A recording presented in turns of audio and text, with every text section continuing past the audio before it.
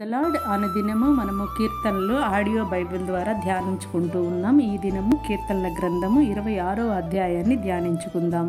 యెహోవా, నేను యథార్థవంతుడినై ప్రవర్తించుచున్నాను, నాకు తీర్పు తీర్చుము. ఏమీయూ సందేహపడకుండా యెహోవా యందు నేను నమ్మిక ఉంచి ఉన్నాను. యెహోవా, నన్ను పరిశీలించుము, నన్ను పరీక్షించుము, నా అంతరింద్రియములను నా హృదయమును పరిశోధించుము. నీ కృప నా కన్నుల ఎదుట నుంచుకొని ఉన్నాను, నీ సత్యమును అనుసరించి నడుచుకొనుచున్నాను.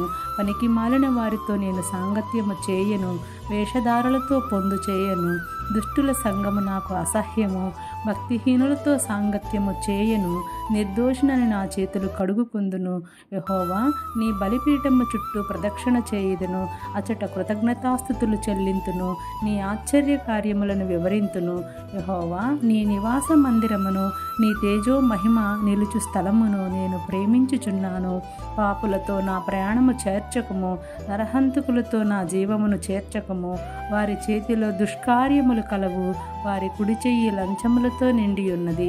నేను యథార్థవంతుడనై నడుచుకొనుచున్నాను, నన్ను విమోచింపుము, నన్ను కరుణించుము. సమభూమిలో నా పాదములు నిలిపి ఉన్నాను, సమాజములలో యెహోవాను స్తుతించెదను. Thank you. Praise the lord.